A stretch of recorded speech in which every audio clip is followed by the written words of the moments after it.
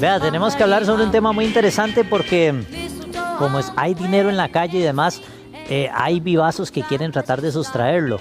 Y a eso le sumamos también el tema de los bancos, que usted tiene el dinero guardado, pero resulta que en algún momento se pierde. ¿Y qué pasó con los bancos?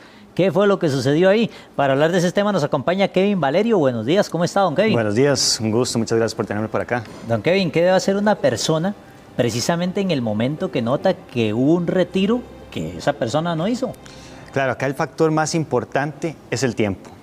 Y hay 4 pasos fundamentales. El primer paso es inmediatamente bloquear las cuentas, los accesos a las cuentas bancarias, las tarjetas de crédito o débito desde la cual se haya hecho una transacción no autorizada.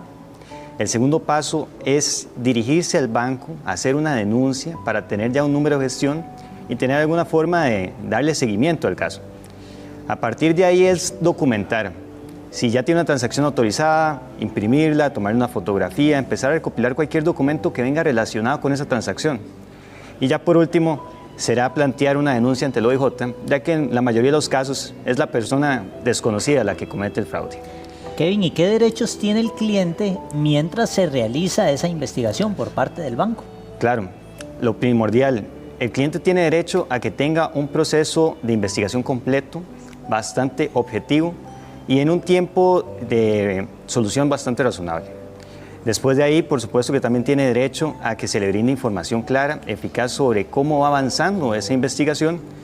Y por último, tiene derecho a que obtenga una resolución final en el que el banco, con prueba clara y técnica, le demuestre que de alguna forma autorizó esa transacción. Caso contrario, tiene obligación el banco de resarcir los daños.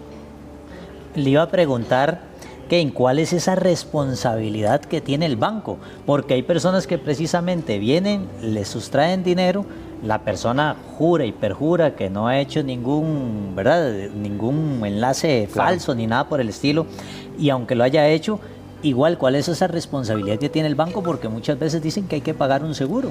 Sí, por supuesto, y es una pregunta muy importante. Nosotros generalmente tenemos la idea de costumbre cultural que el banco nunca va a responder, que el banco siempre está a la defensiva. Y es porque muchas veces sucede eso. Pero el banco tiene responsabilidad. Hay un término legal específico que se llama responsabilidad civil extracontractual objetiva. Y usted me va a decir, ¿pero qué significa eso? Y lo cierto es que la responsabilidad civil extracontractual sucede porque es el banco el que genera de algún modo el riesgo. Te voy a dar un ejemplo rápido. Utilizan de mala manera la información sensible que tenemos. No sé si te ha ocurrido alguna vez, por ejemplo, el banco tiene tu número de teléfono y entonces el número de teléfono pues sirve para informarte, pero al mismo tiempo también el banco lo utiliza para darte promociones, para ofrecerte seguros, ofrecerte productos financieros. Entonces, ¿qué pasa? Ahí se crea un riesgo porque, por un lado, te informa. El banco nunca te va a solicitar datos personales por medio de un teléfono, pero a la vez también te utiliza el teléfono para llamarte y brindarte información de promociones y otro tipo de cosas. Entonces genera una confusión en el consumidor financiero que ocasiona que este tipo de personas vivas traten de usar esos medios para crear estafas a las personas. Entonces, Kevin, con esto que usted me está diciendo, ¿cómo se hace para hacer un reclamo efectivo ante el banco? Primero es ir ante el banco. Esa es la primera parte, es una etapa administrativa. Uno plantea el reclamo ante el banco.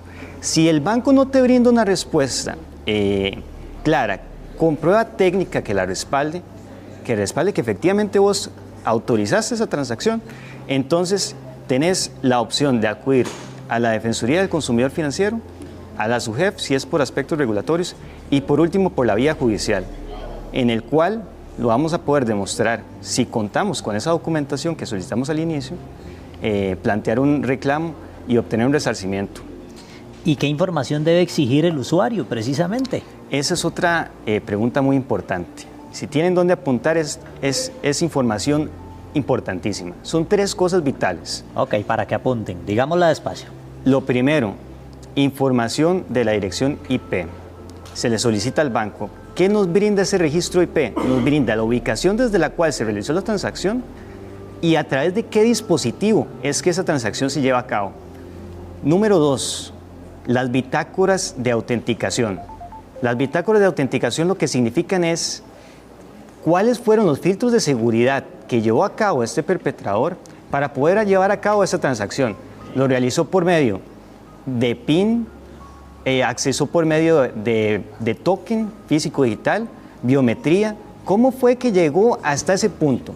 Y por último, el detalle de la transacción, fecha y hora exacta, monto, a partir del cual se llevó a cabo la transacción. Si estos datos no coinciden con el comportamiento usual que tiene el consumidor, refuerza muchísimo nuestro reclamo y nos da un caso bastante fuerte. ¿Y en cuánto tiempo debería el banco darle una respuesta? Normalmente el banco a nivel interno durará un mes o más según la complejidad del caso. Esto no significa que usted haya perdido el dinero en ninguna ocasión. Lo importante es siempre darle un seguimiento y tener respaldo escrito. No se queden únicamente con un actuar pasivo, una llamada telefónica, ya me dijeron que esto no funcionó, porque sí hay una responsabilidad. Tenemos que sacarnos ese chip de la cabeza de que estamos desprotegidos y más bien tomar acción. Vamos a ver, aquí ¿qué obligaciones, Kevin, tiene el banco en materia de seguridad? Porque están ocurriendo mucho este tipo de ciberestafas. Entonces, ¿qué es lo que tiene que hacer el banco? ¿Qué nos puede respaldar? El banco tiene que cumplir con una serie de requisitos de seguridad, tiene que tener filtros multifactores. Esto significa que no solamente se puede ingresar a una cuenta poniendo un usuario y una contraseña, sino que además se tenga que usar un token, que tenga que usar biometría facial, que tenga que usar otros métodos de autenticación, de modo que a pesar de que el perpetrador tenga la posibilidad de haber accedido de alguna forma al usuario y la contraseña, tenga que además pasar otro filtro. Tiene que además tener la posibilidad de informar al consumidor notificaciones de transacciones de sus cuentas en tiempo real y poder dar respaldo documental a toda esta información. Todas estas son obligaciones vitales y básicas que tiene que tener una entidad financiera. Kevin, usted ha visto, ahí se han presentado casos, yo me imagino que usted los ha escuchado y le han llegado clientes también, casos de gente que dice, pero yo no di ningún dato, yo no visité ningún link, hay gente conocida acá, yo no brindé ningún tipo de información. Esa gente puede sospechar perfectamente que esa información pues vendrá de algún tipo de pillo infiltrado. ¿Cómo manejamos esto ante la ley? Es que esa precisamente es la percepción que se tiene, que dicen, bueno, yo pude haber dado datos incluso, la persona pudo haber sido engañada, porque estamos hablando, y te comento datos que están respaldados del 2023 y 2024, hay más de 7,000 casos de estafas y más de 22,000 personas afectadas por este tipo de eventos. Y la gente tiene la percepción de que si yo por engaño, si a mí me hicieron creer que la persona que me llamó venía del banco, si a mí me hicieron creer que el correo que yo recibí venía del banco, el banco tiene cierto nivel de responsabilidad, por lo mismo que te comenté antes, responsabilidad civil extracontractual objetiva. Entonces, tienen que ustedes, población, darse la tarea de incluir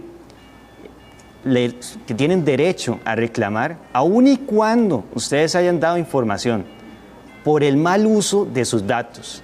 Como comentaba anteriormente, damos nuestro correo, damos nuestro teléfono y hay muchísima publicidad del banco para poder prevenir estas cosas. Pero ¿qué pasa? El correo tiene que ser utilizado para fines de seguridad. Pero si a mí también me llegan promociones, me dicen que mejores tasas de interés, me dicen que mejores productos financieros y también usan el correo, ¿cómo yo como consumidor tengo que hacer el filtro propio de determinar cuándo viene un link malicioso, cuándo sí es del banco, cuándo no lo es?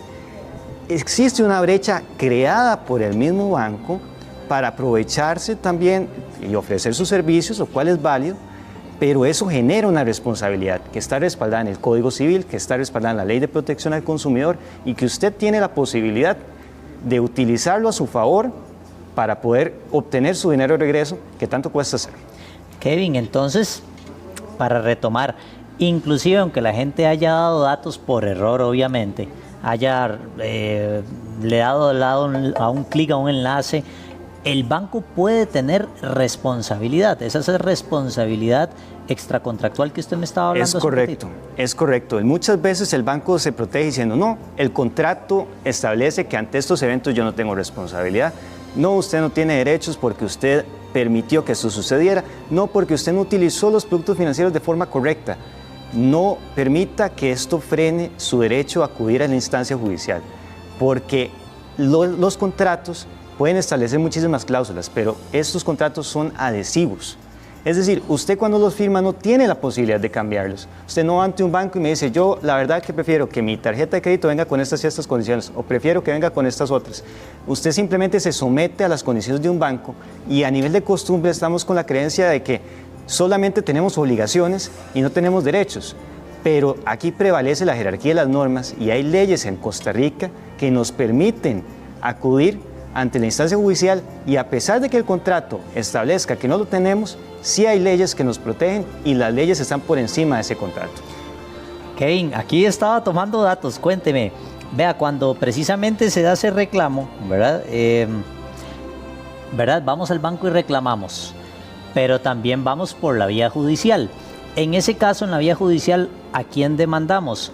¿Al banco, a la persona que nos robó o a las dos?